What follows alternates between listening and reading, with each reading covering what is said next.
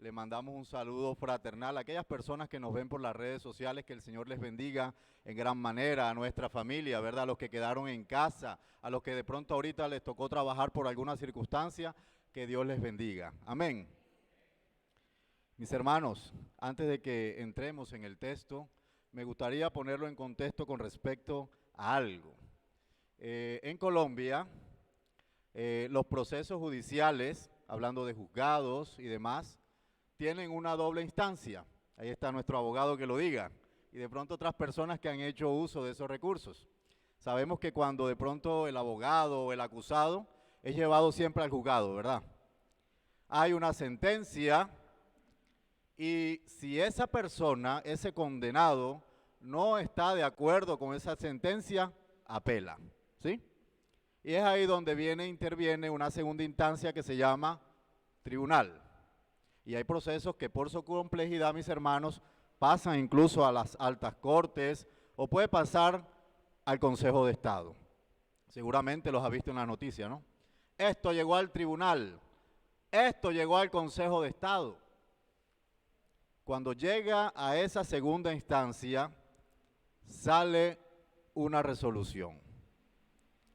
Esa resolución tiene una última hoja. Cuando ya el juez va firmando, cuando el juez ya va poniendo allí su firma, en donde dice, en última instancia, dice allí, contra esta sentencia o contra este fallo no procede recurso alguno. ¿Qué quiere decir entonces? ¿Qué puede hacer ese acusado, ese sentenciado? ¿Qué puede hacer? Nada. Ya todo fue dado. ¿Quién lo puede eximir en el caso de que fue condenado? Nada ni nadie. Así mismo, mis hermanos, pasó con nosotros. Cuando el pecado entró a nuestra vida, cuando el pecado llegó y nos condenó, igualmente pasó con nosotros, porque también se levantó un acta de decreto, dice la palabra, que nos era contraria, que nos acusaba, nos señalaba, y ni el mejor abogado en esta tierra, aún el juez quería ponerse de nuestro lado. ¿Sabe qué pasaba?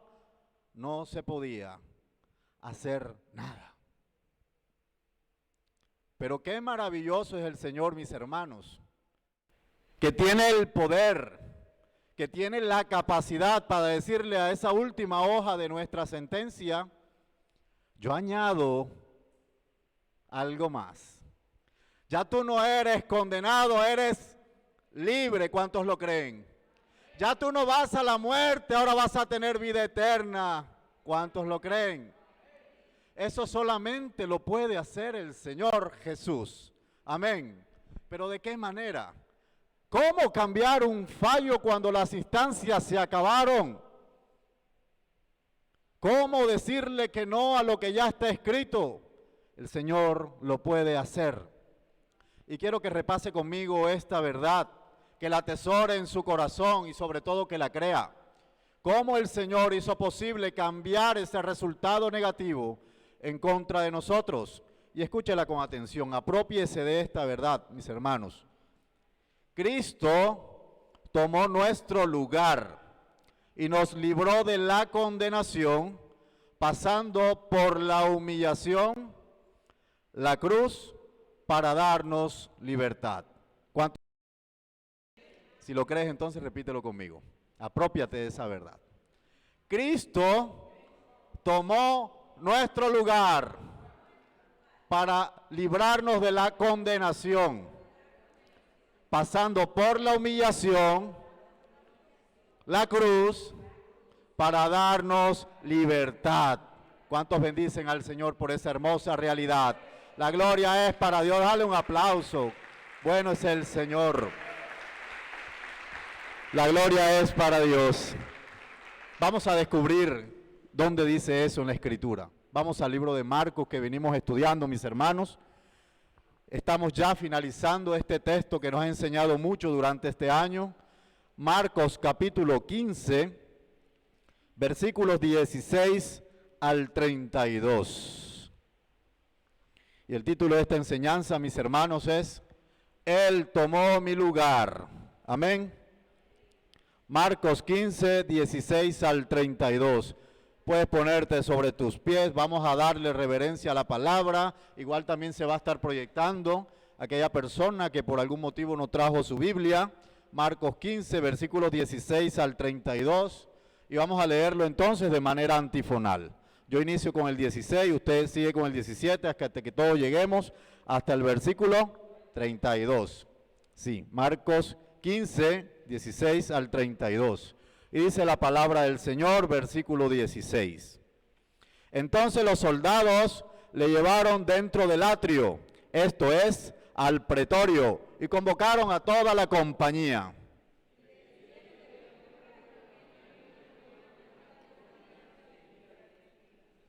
Comenzaron luego a saludarle.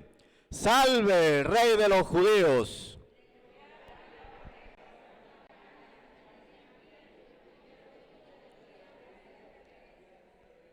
Después de haberle escarnecido, le desnudaron la púrpura y le pusieron sus propios vestidos y le sacaron para crucificarle.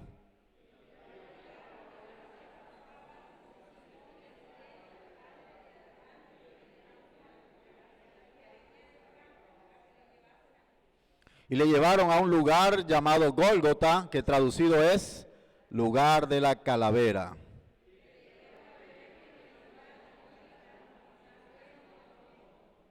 Cuando lo hubieron crucificado, repartieron entre sí sus vestidos, echando suerte sobre ellos para ver qué se llevaría cada uno. Y el título escrito de su causa era El Rey de los Judíos.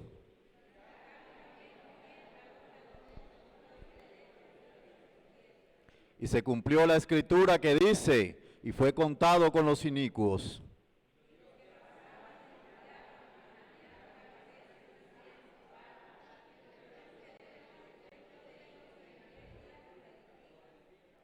Sálvate a ti mismo y desciende de la cruz.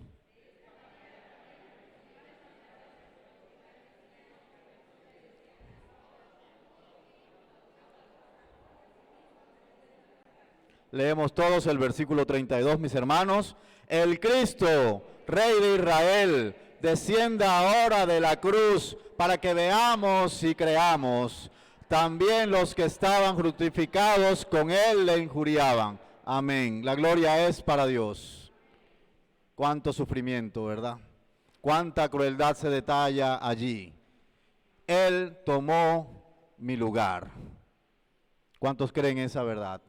Que Él tomó tu lugar, mi lugar. Cristo tomó nuestro lugar y nos libró de la condenación, pasando por la humillación y la cruz para darnos libertad. Amén. Vamos a mirar entonces esta primera parte. ¿Cómo fue que Cristo tomó nuestro lugar y nos libró de la condenación, pasando por la humillación? Y entonces aquí estamos ubicados, mis hermanos, en este pasaje que acabamos de leer, versículo 16. Pero antes nos hablaban de qué venía padeciendo el Señor, qué venía sucediendo. Quiero que pongas tus ojos allí en los versículos 14 y 15. Dice el versículo 14, Pilato les decía, ¿qué le decía? ¿Qué mal ha hecho? Pero ellos gritaban aún más, crucifícale. Y Pilato, queriendo satisfacer al pueblo, le soltó a Barrabás y entregó a Jesús después de azotarle para que fuese crucificado. Estos acontecimientos, mis hermanos, yo diría, sin lugar a dudas, que fueron las horas más difíciles de Jesucristo aquí en la tierra. Un padecimiento, un intenso dolor, un acecho, estar caminando rumbo a la condenación, al flagelo y al azote sin tener culpa alguna. Dice ahí el versículo 15 que después de haber afrontado el juicio con Pilato ante Pilato y el pueblo, se decidió entonces que él sería condenado, que él sería crucificado. Ya estaba todo determinado y ya habían dicho entonces, él tiene que morir. Qué horas tan difíciles estaba pasando nuestro Señor, ¿cierto? Qué momentos tan trágicos. Pero saben, mis hermanos, que antes de suceder todo eso, Él va al camino de la humillación. Y si miraste con atención, allí habla la palabra y dice, fue azotado. Y para que entendamos un poquito la magnitud de lo que estaba pasando, cuando una persona era azotada, mis hermanos, incluso de acuerdo a la ley judía, a la tradición judía, dice la palabra, por lo menos Pablo lo dice en 2 de Corintios 11:24, que esta persona tenía que ser expuesta y sufrir 40 azotes menos 1, 39 azotes. Eso sufrió Pablo. Pero esto no era un juicio judío. Estaba a mano de los romanos.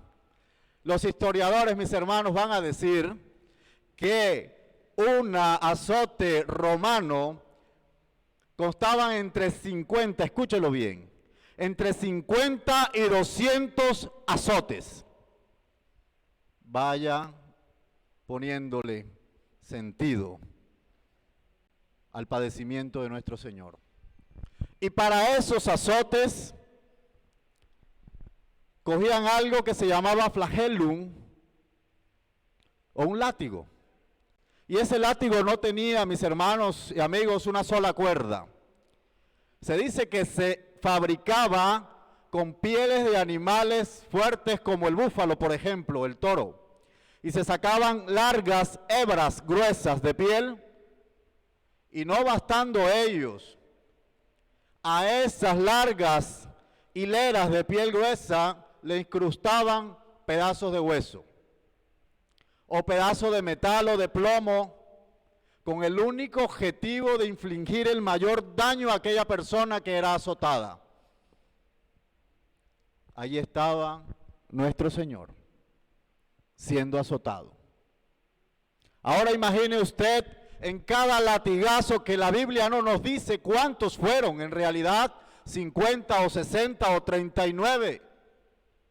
Pero ese desprendimiento de la piel, aún de los vasos capilares, incluso venas pudieron venirse, aún esa hemorragia. A veces nos tropezamos el dedo del pie chiquitico y cuántas palabras salen, ¿verdad? Cuánta rabia cogemos. A veces nos puyamos con una aguja, la estamos ensartando y nos pasamos todo el día sobándonos. Esto no era un pinchazo de una aguja, mis hermanos. Estos fueron incontables azotes que estaba el Señor padeciendo allí. Y uno al leer diría, ya es suficiente. ¿Sí? Ya es suficiente. Pero nos encontramos estos versículos que leímos en esta mañana y vemos que para ellos no fue suficiente. Ponga sus ojos en el versículo 16. Era el inicio del Calvario, del sacrificio. Dice el versículo 16 que entonces los soldados le llevaron ¿a dónde? Al atrio, al pretorio, y convocaron a toda la compañía. La compañía, mis hermanos, de soldados viene a ser conformada, para que tenga una idea, más o menos de 600 soldados. Entraron al patio en donde estaba el gobernador, que pudo haber sido la fortaleza donde estaba reinando Herodes el Grande. Esa la usaban cuando venían de visita los gobernadores, por ejemplo Poncio, que estaba allí en ese momento. Y él estaba allí dispuesto al escarnio. Estaban más o menos esas 600 personas injuriándole, rodeándole. Pero ¿cuáles serían las motivaciones, mis hermanos? ¿Usted ha pensado en eso? ¿Cuáles serían las motivaciones de esta intensa burla? ¿Cuáles serían las motivaciones de pasarlo por todo este sufrimiento antes de subir a la cruz? Los versículos 17 al 20 nos los van a describir. Léalos conmigo allí por un momento. Y dice, le vistieron de púrpura, poniendo, ¿qué le pusieron? Comenzaron luego a saludarle, salve, viva, rey de los judíos. Y le golpeaban en la cabeza con una caña y le escupían, y puestos de rodillas le hacían reverencias. Después de haberle escarnecido, le desnudaron la púrpura y le pusieron sus propios vestidos y le sacaron después para crucificarle. Yo le preguntaba al texto esto, ¿sabe? Mientras estudiaba, y le preguntaba al Señor en oración. Señor, si ya estaba condenado, la sentencia estaba dada, ¿por qué pasar por toda esta humillación? ¿Por qué pasar por toda esta burla? ¿Por qué no subir directamente a la cruz? ¿Se ha preguntado eso alguna vez? Pero sabe que todo correspondía al plan de Dios y la misma Escritura, mis hermanos, nos va a revelar esa verdad. Aquí en este mismo Evangelio, capítulo 8, en Marcos, versículo 31, no sé si puedes ir conmigo, y dice la palabra, él mismo lo afirma, él va entrando a Jerusalén, Marcos 8. Versículo 31 dice, y comenzó a enseñarles, Jesús comenzó a enseñarles que había una necesidad, que le era necesario, que al Hijo del Hombre le era necesario padecer mucho y ser desechado por ¿quiénes? Los ancianos, los principales sacerdotes, los escribas, y ser muerto y resucitar después de 3 días. Ya Jesús sabía, por supuesto, lo que venía. Ya Jesús sabía que antes de subir a la cruz venía todo un camino de humillación, de burlas, de escarnio. Ya Jesús sabía. Él sabía que Dios, que su Padre, que mi Padre, que tu Padre, tenía contemplado ese camino a la cruz, pero que no sería fácil. Y escuche esto. El camino de la humillación y muerte de Cristo es el medio escogido por Dios para nuestra salvación. ¿Cuántos lo creen?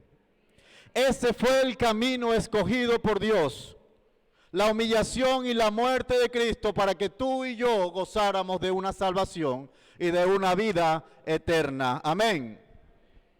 Y sabe que, si bien es cierto, este plan Dios lo creó desde los inicios de los tiempos en su soberanía. Dios desde el inicio de los tiempos sabía todo lo que pasaría y estaba reservando el Cordero para ser inmolado, para ser nosotros salvos. ¿Sabe qué es lo maravilloso de la Escritura? Lo hermoso de la palabra. Es que 700 años antes de nacer Jesucristo, de llegar aquí en la tierra hombre, Dios escogió a un profeta.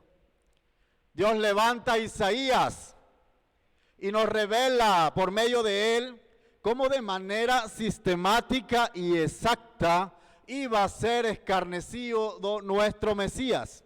Vaya conmigo a Isaías 53 y te vas a encontrar tal exactitud de lo que estamos leyendo en esta mañana.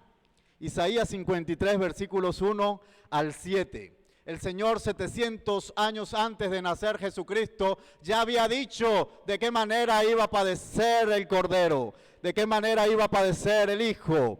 Dice el versículo 1 en Isaías 53. ¿Quién ha creído nuestro anuncio? Léelo conmigo. ¿Y sobre quién se ha manifestado el brazo de Jehová? Subirá cual renuevo delante de él, y como raíz de tierra seca. No hay parecer en él, ni hermosura le veremos, más sin atractivo para que le deseemos, despreciado y desechado en dolores, entre los hombres, varón de dolores, experimentado en quebrantos. ¿Y cómo? Mírelo. ¿Y cómo usted y yo, que escondimos de él el rostro y fue menospreciado y no lo estimamos? Ciertamente, él llevó nuestras enfermedades, créalo que es así, y sufrió nuestros dolores. ¿Y nosotros qué hicimos? Le tuvimos por azotado y por herido de Dios y abatido. Mas él, ¿qué pasó? Herido por nuestras rebeliones, molido por nuestros pecados, el castigo de nuestra paz fue sobre él, y por sus llagas fuimos todos nosotros curados. Todos nosotros nos descarriamos como ¿qué? como ovejas, cada cual se apartó de su camino, se fue.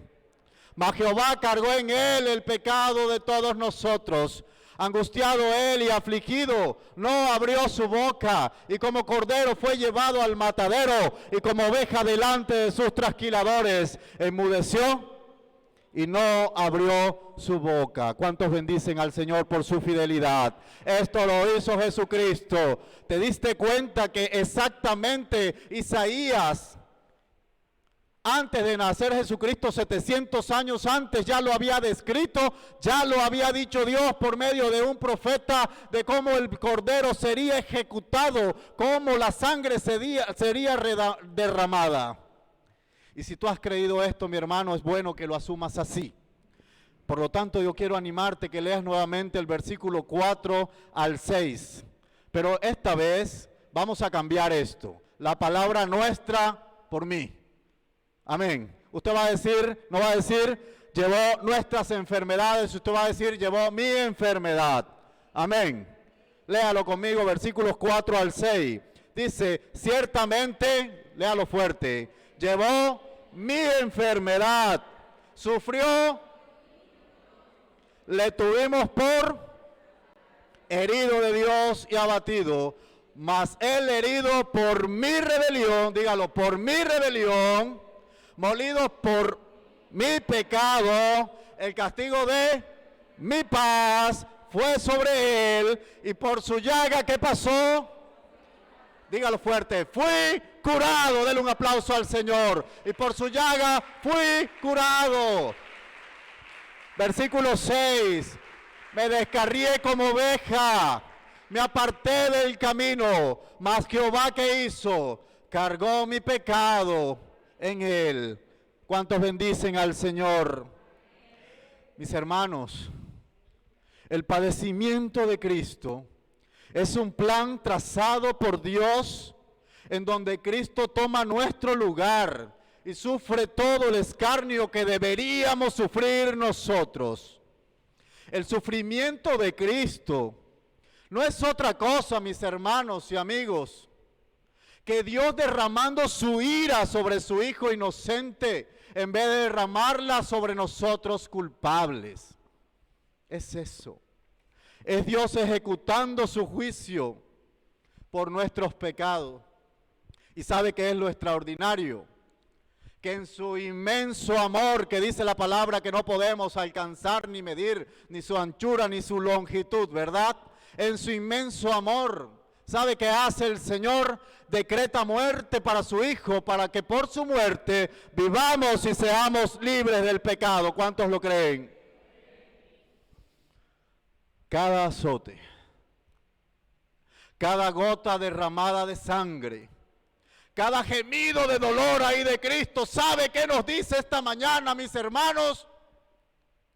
Que con su sacrificio somos aceptos delante del Padre y ahora sí podemos entrar confiadamente ante el trono de la gracia.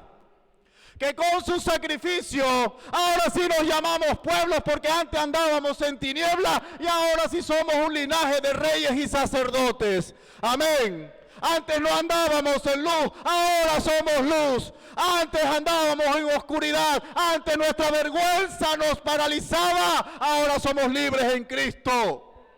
Con su sacrificio, mis hermanos, ahora puedes decir, yo soy sano de toda enfermedad, pues Él llevó mi enfermedad. Lo acabamos de leer, Isaías nos lo acaba de decir. Somos sanos en el nombre de Jesús. Amén. Con el sacrificio de Cristo, mis hermanos, somos justificados delante del Padre. ¿Y sabe qué pasa? Esa acta de decreto fue borrada, fue anulada, fue destruida. No va más, le dijo al acta de decreto. El enemigo te quiere señalar, pero si tú estás con Cristo, sabes una cosa, Él tiene que callar y tiene que huir delante de esa realidad. Amén. Eso es lo que significa el sacrificio de Cristo, mis hermanos. Con su sacrificio, Él cargó sobre Él sobre Cristo. Cristo cargó sobre él, ¿sabe qué cosa? La ira de Dios, toda la ira de Dios. Incluso la palabra dice que horrenda cosa de expectación es caer en las manos de Dios. Horrendo, peor es caer en las manos de Dios. Esa ira, ¿sabe dónde estaba reservada? Para ti y para mí, por la condenación del pecado. Pero qué apropiado es Pablo, mis hermanos, cuando él lo explica. Pablo en Efesios 2:3 dice, mira, es que tú y yo antes por naturaleza éramos hijos de ira. Lo único que merecíamos, dicen otras traducciones, ¿sabes qué pasa? Es toda la ira sobre ti. Pero Cristo dice, te ruedas y yo me pongo para que la ira del Padre caiga sobre mí. Ahora vienen los latigazos, pero voy con gozo porque lo hago por amarte a ti, iglesia. Así nos dice el Señor. Escogió el oprobio, escogió la burla, escogió el escarnecimiento. Y esta palabra vibraba mucho en mi corazón estos días, ¿sabe? Como si alguien la estuviera viviendo. Me encontré con una persona con la que estudié iniciando secundaria. Bastante mal, preocupada, llorando. Le pregunto, ¿qué tienes? ¿Por qué estás así? Es que tengo a mi hermana allá que no sé qué tienen los riñones, la están interviniendo, ella llora mucho. A mí los médicos aún no me dicen, estoy mirando para ver qué dice el diagnóstico, pero yo te quiero decir, Laudelino, que si me toca darle un riñón, entonces se lo doy, porque quiero que viva. Y palabras y situaciones como esta es las que nos ayudan a entender, ¿verdad? Aquí Cristo está diciendo, aún yo soy Dios, pero me entrego por ti para que tú vivas, para que tú vivas. Y veía en los ojos de esta mujer el dolor, el mismo dolor que Cristo sufrió, tal vez sus ojos encharcados de lágrimas por efecto del dolor tan intenso que sufría. Pero antes de quejarse, prefirió enmudecer. Dios proveyó el cordero, mis hermanos. El pecado entró, pero también entró la gracia. Convénzase de que es así. Amén. Y es algo que Dios, como ya lo sabía de antemano, ya lo había profetizado desde tiempos de Abraham también, ¿sabe? Desde tiempos de Abraham e Isaac. Recuerde cuando iba este niño, cuando iba Isaac caminando 3 días rumbo a Moriah, iba con su padre, iba con la leña a cuestas. De repente Isaac ya están acomodándose, hay un sacrificio que hacer. Isaac le pregunta, papá, ¿dónde está el cordero? Yo no veo el cordero para el sacrificio. ¿Sabe qué le responde Abraham?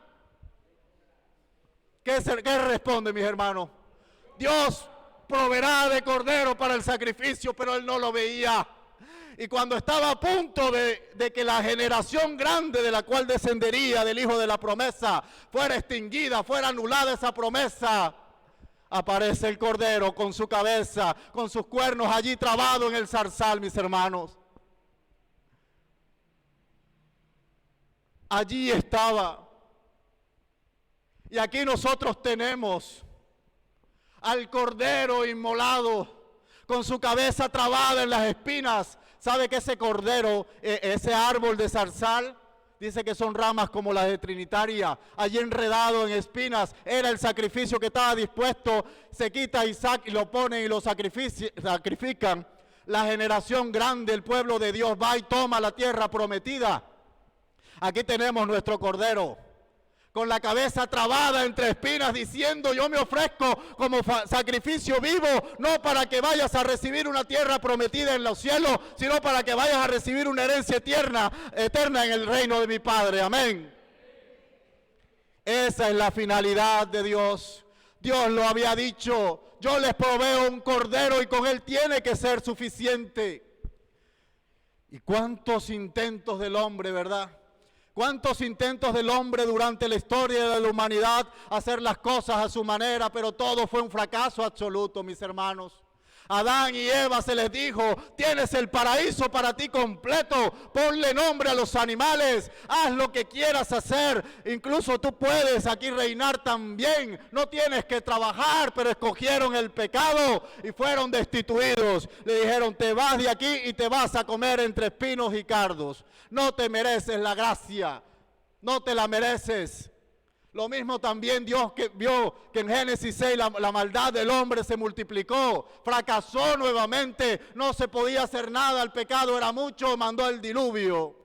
En la Torre de Babel sucede la misma cosa, hombres queriendo ser igual a Dios, llegar al cielo, vamos a hacer una torre que nos lleve al cielo, en lo que Dios dice, eso no es así, no voy a premiar tu soberbia, otro intento fracasado, mis hermanos.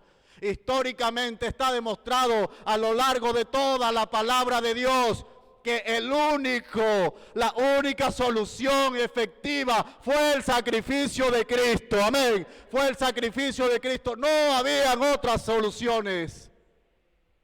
Dice Filipenses capítulo 2, versículos 6 al 7. El cual siendo en forma de Dios, Él no estimó el ser igual a Dios como cosa a que aferrarse. ¿Qué hizo entonces? Sino que se despojó. Diga conmigo, Cristo se despojó a sí mismo, tomando forma de siervo, hecho semejante a los hombres, y estando en la condición de hombre, ¿qué hizo? Se humilló a sí mismo, haciéndose obediente hasta la muerte, y muerte de cruz. Dios permite el escarnio y la burla en su Hijo, para que usted y yo seamos libres. Amén. Miremos entonces cómo pasó este escarnecimiento. Mire allí el versículo 17. Dice entonces que le vistieron ¿de qué manera?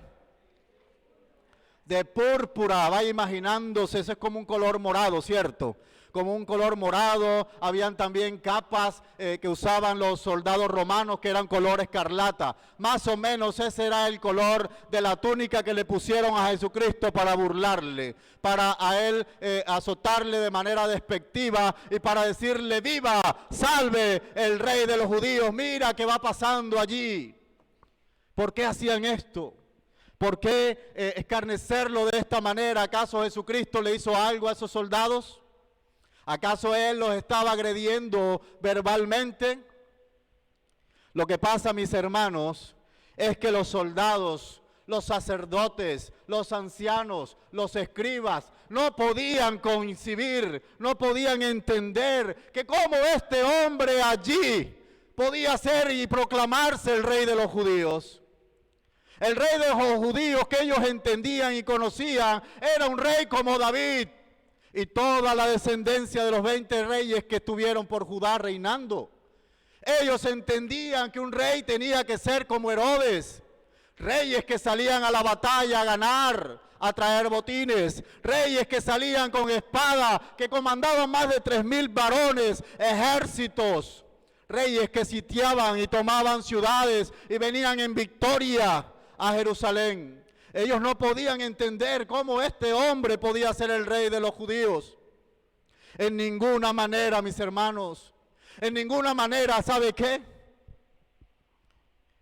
En ninguna manera ellos podían entender que este hombre entrando a la fiesta de Jerusalén entrara en un burro. En ninguna manera ellos podían entender que a este hombre le pusieron una mujer pecadora recientemente hallada en adulterio, en vez de apedrearla, la perdonó. Eso no es un rey para ellos. En ninguna manera ellos podían entender que ahí lo estaban azotando, humillando, y escogió callar. ¿Estás comprendiendo la palabra del Señor, mi hermano? ¿Cómo es posible que este rey hable con pobres y publicanos? ¿Cómo es posible que este rey diga que la única solución es morir él mismo y liberar? Eso no es lo que ellos entendieron. Sí, mis hermanos y amigos, este es nuestro Rey Jesucristo. Este es nuestro Rey. Porque las armas de Jesucristo, nuestro Rey, no son las espadas, mis hermanos, no son los ejércitos. Las armas son la humillación, las armas son el perdón y entregar su vida. Es el camino que lo llevaría de la humillación a la exaltación, de la burla a la gloria y de la muerte, mis hermanos, a la vida eterna, a la cual tú y yo también estamos invitados y andamos con Él. Amén. Es el camino escogido. En ese momento, imagínenselo allí ensangrentado y sus carnes cayendo. ¿Sabe cuál fue su mejor atuendo? Una corona de espinas. Ese fue su mejor atuendo. Jesucristo escogió la corona de espinas. ¿Sabe por qué? Para ponerte a ti y a mí una corona de vida. Amén. Que Dios, dice Apocalipsis, que Dios ha reservado para todo aquel que vence, todo aquel que llega hasta los últimos del tiempo y persevera en Él. Él escogió las espinas para ponernos a nosotros la corona de vida. Y hoy tú, mi hermano, que estás aquí y que caminas en Cristo, estás feliz porque estás diciendo, a pesar de que no la veas, yo tengo una corona de vida puesta en mi cabeza, y aquel que se inmoló por mí mientras las espinas entraban en su cráneo con dolor, yo me ponía, él pensaba era en vestirme a mí de rey y ponerme a mí esa corona de vida. Amén. Eso era lo que Jesucristo pensaba. Eso era lo que estaba en la mente de Jesucristo. Por eso yo quiero plantearte a ti esta mañana 3 escenarios. No tienes que contestarme, pero sí reflexionar frente a lo que el Señor nos viene diciendo en su sacrificio. El primero viene siendo, ¿será que somos como esos soldados que aún teniendo allí al rey del que se habla las escrituras, aún teniendo al genuino, al que había de venir, no le reconocieron como tal, no creyeron en Cristo, antes por el contrario le están burlando y azotando? Primera posibilidad, primer escenario. Segundo escenario, ¿será que somos como aquellas personas que sí saben que ese es Jesús del que estamos hablando en esta mañana? Que sí hicimos incluso una oración de fe, pero que con nuestro mal comportamiento, que con ese caminar en círculo vicioso de que peco, rezo, empato y vuelvo y sigo en esta vida y entro y salgo, somos de los que les burlamos. ¿Sabe qué pasa cada vez que pecamos deliberadamente? Es como si nosotros cogiéramos esa túnica y se la pusiéramos a Él en burla. Como si no valoráramos el sacrificio de Cristo por nosotros. Eso es lo que hacemos. Y el tercer escenario, mis hermanos, eres de los que reconocen a Jesucristo como Señor y Salvador, Rey de reyes y Señor de señores, y cada día te esfuerzas con el firme propósito de no pecar y parecerte más a Él. ¿Cuál es tu escenario? ¿Cuál es tu circunstancia? ¿Con cuál de estos 3 planteamientos te identificas? ¿No le conoces? ¿No perteneces a Él? ¿Le conoces, pero vives a tu manera? Es decir, ¿le burlas? ¿O cada día vives para su gloria? Yo no sé, mis hermanos y amigos, cuál de esos 3 escenarios es tu realidad. Lo que sí quiero decirte es que en Cristo hay nuevas oportunidades. Amén. En Cristo hay nuevas oportunidades, y tal vez mientras hablábamos y colocábamos aquí, exhibíamos estos 3 escenarios, tal vez te ubicabas en uno de ellos. Quiero decirte que hoy es una oportunidad para que le digas al pecado: hoy cierro la puerta. Para que le digas a esa maldad que hay en tu corazón, en mi corazón: sal de mi vida, no vas más. Para que sobre todas las cosas le digas al Señor: hoy sí voy a tomar la decisión por ti y te voy a constituir como mi Rey, mi Señor y Salvador. Amén. Hoy es una nueva oportunidad para que te levantes en victoria por aquel que estuvo allí en la humillación.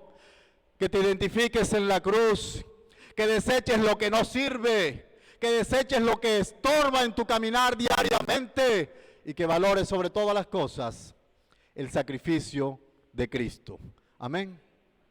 Pero también, mis hermanos, vamos a mirar en este segundo punto, en esta segunda parte de la palabra, cómo Cristo tomó nuestro lugar y nos libró de la condenación pasando por una cruz. Cómo Cristo tomó nuestro lugar pasando por una cruz. Y sabe que los sucesos que vienen a continuación se van agravando. Estábamos hablando de una corona de espinas, ¿verdad? ¿Qué más hablamos? De un manto púrpura, de muchos azotes. Versículos 19 y 20 dice que a él le entregaron una caña y le golpeaban la cabeza. Este mismo texto en Mateo. ¿Sabe qué dice Mateo desde su perspectiva? Que a él le dieron un cetro como una caña, cual rey, para que lo exhibieran. Después les quitan la caña, que era el cetro, y con la misma caña le dan golpes en la cabeza a nuestro Señor. Después de recibir los golpes, lo escupían. Deuteronomio nos va a decir que el acto de escupir a alguien es maldecir a una persona. Y Pablo más adelante nos dice que Él se hizo maldición por nosotros, para que nosotros fuéramos benditos en Él, con toda bendición espiritual en los lugares celestiales en Cristo Jesús. Así que si esto nos pareció gravoso, quiero que entiendas lo que viene a continuación. El camino de la cruz. Él está rodeado de muchas personas. Yo me imagino la piel de Cristo allí agonizante, ardiendo, ¿verdad? Del dolor. Mire lo que dice el versículo 21. Obligaron a uno que pasaba. ¿A quién? A Simón de Cirene, padre de Alejandro y de Rufo, que venía del campo a que le llevase la cruz. Y le llevaron a un lugar, ¿cómo se llamaba?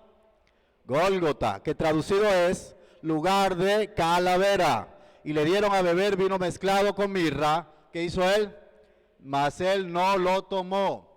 Iba pasando un varón llamado Simón. A veces pensamos que de Cirene es el apellido, pero de Cirene quiere decir es la procedencia de Simón. Era una región ubicada en el norte de África, equidistante a Jerusalén.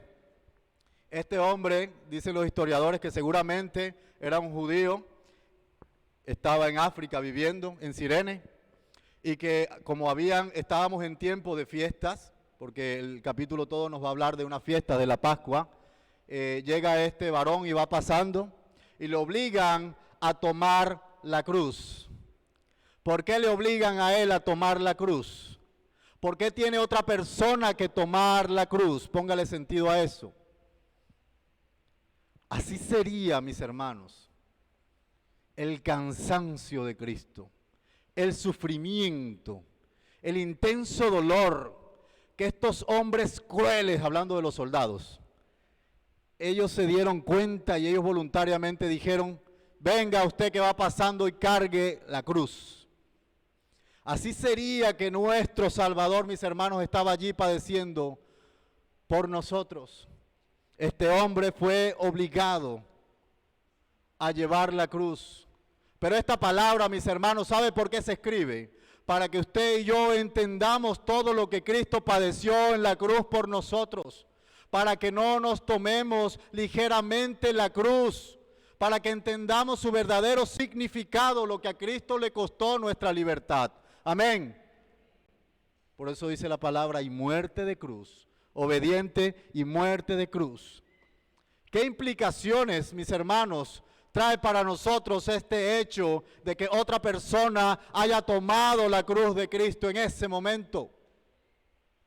Y es bueno preguntarnos: ¿será que estamos tomando, será que estás tomando la cruz por obligación? ¿O estás tomando y llevando tu cruz por obediencia? ¿Será que llevas la cruz como una carga que quieres soltar en cualquier momento?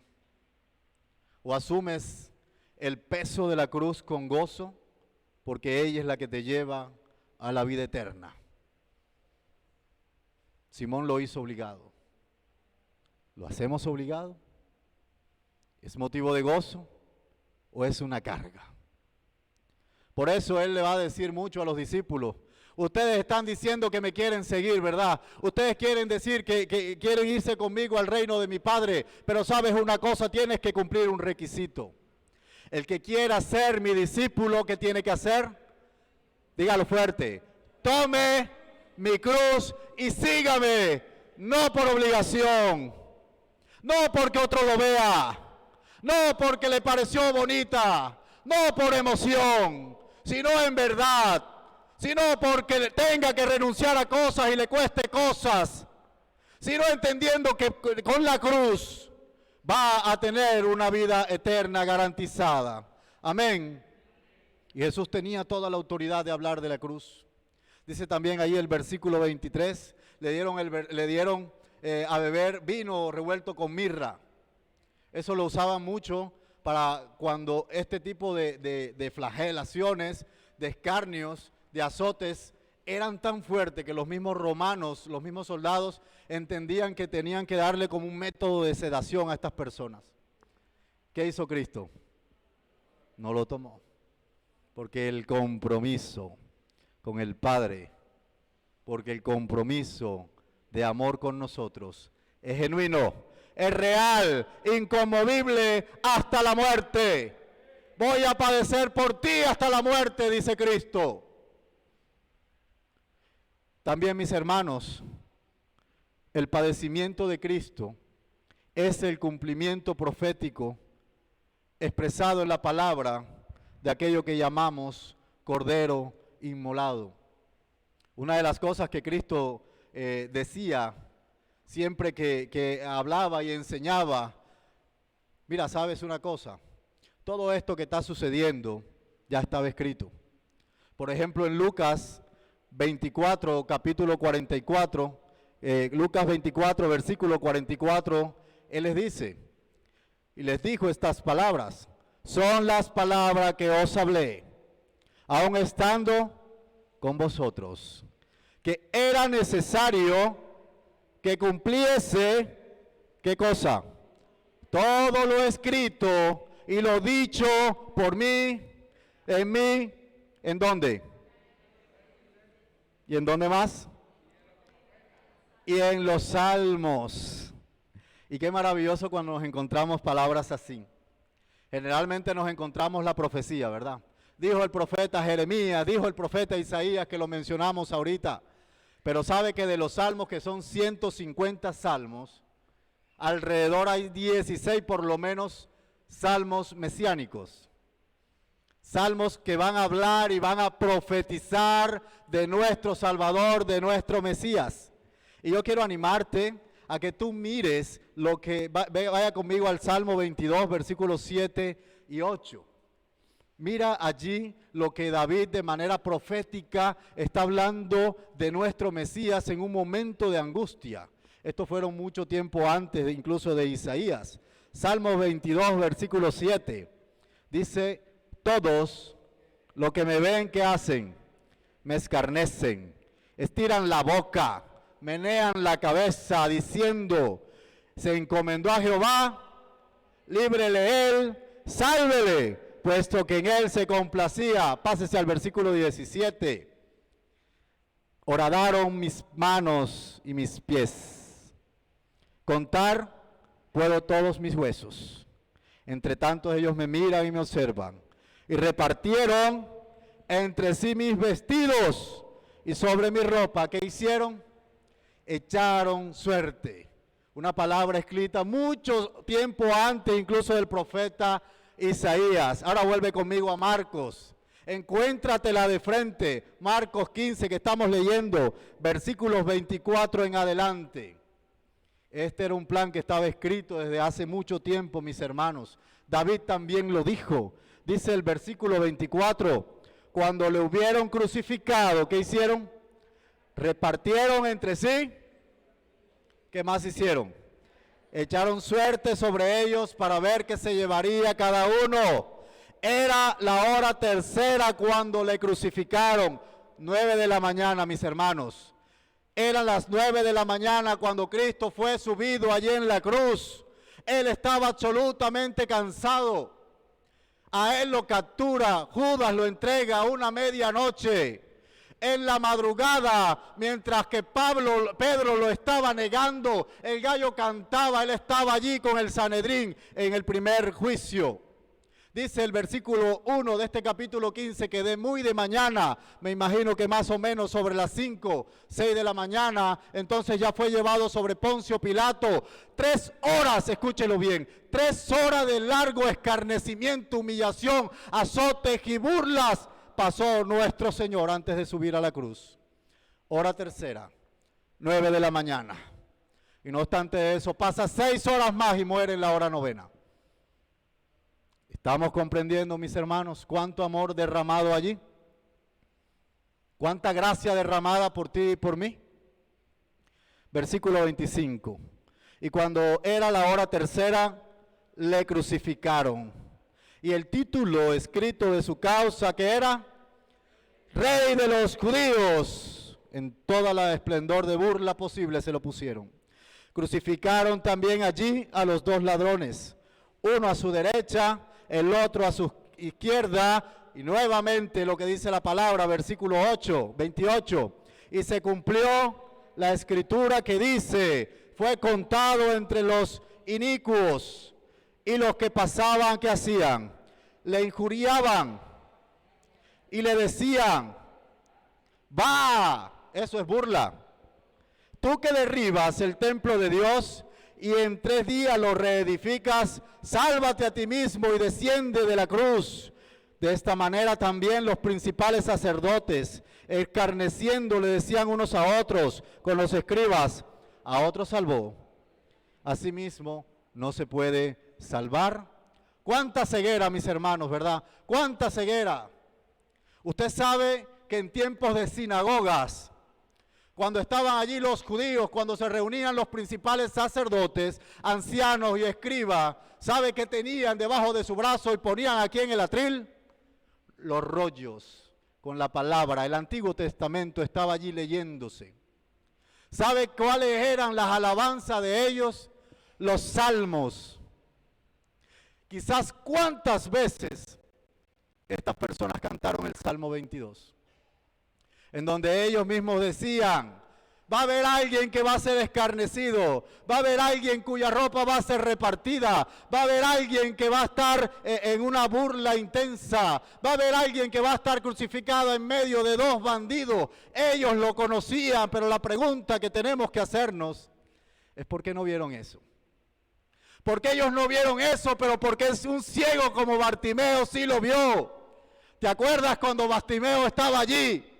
Venía una multitud, venía Jesús, él escuchó de Jesucristo y que le gritaba, Hijo de David, ten misericordia de mí, sálvame, Hijo de David. Un ciego puede entender eso, mi hermano.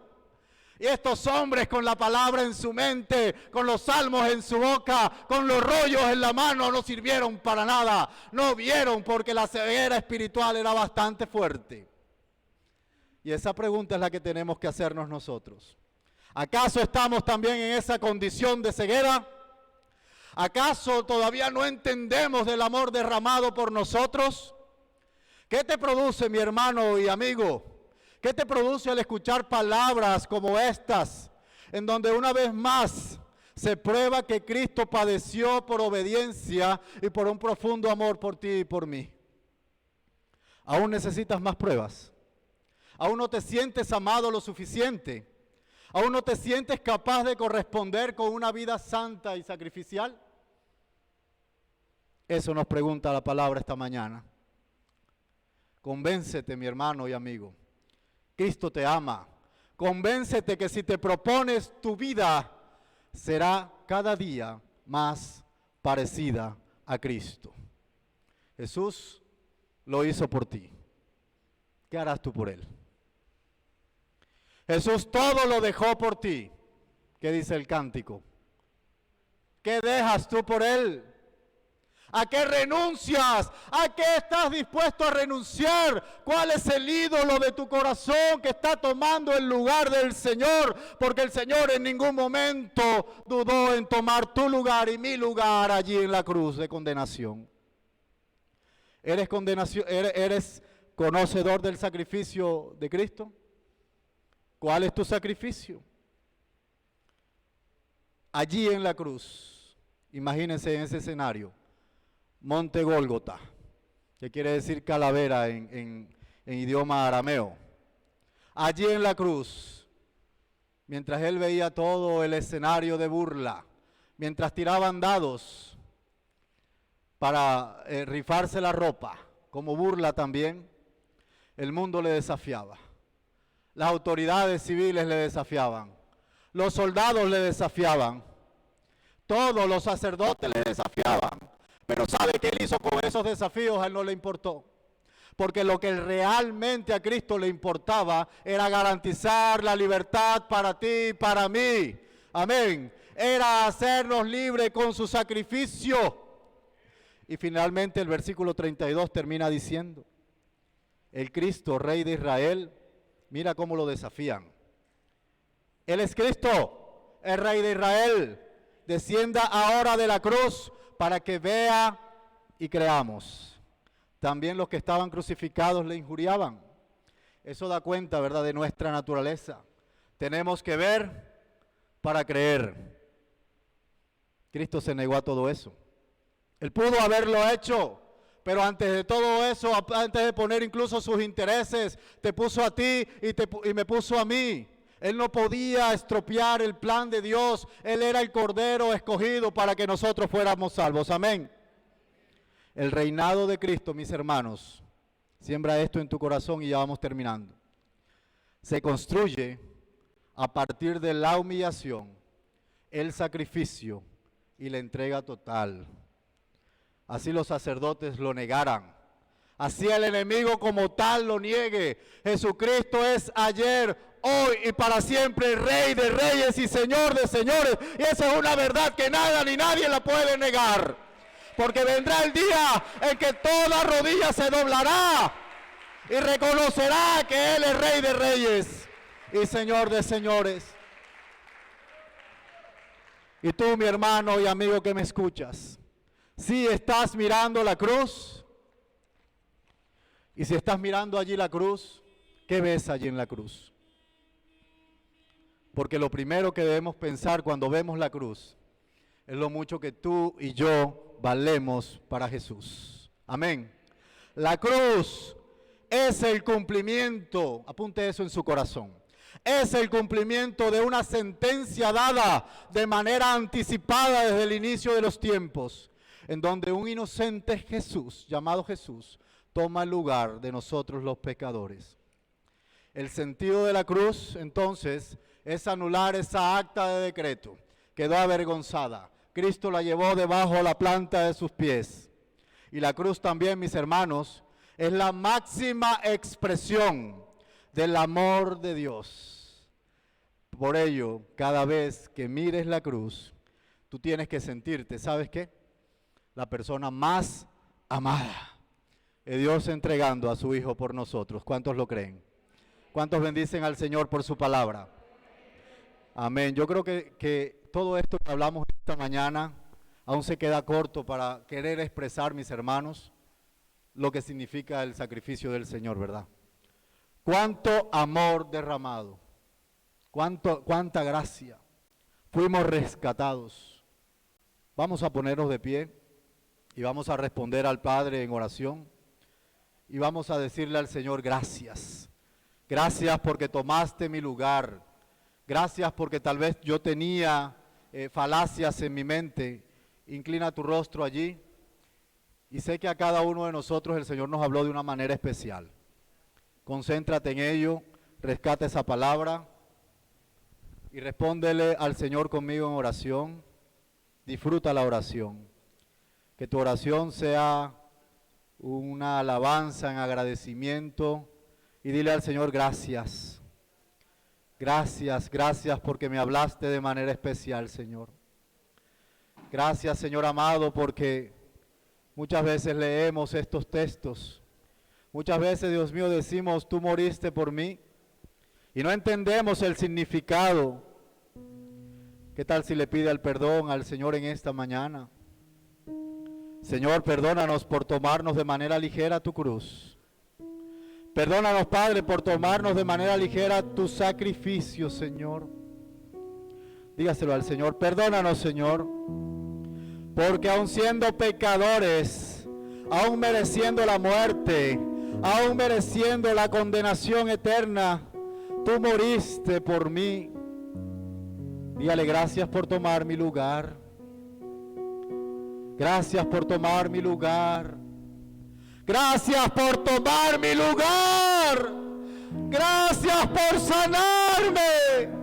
Él te dijo en esta mañana, Él te lo dijo, que Él en esa cruz te hizo sano.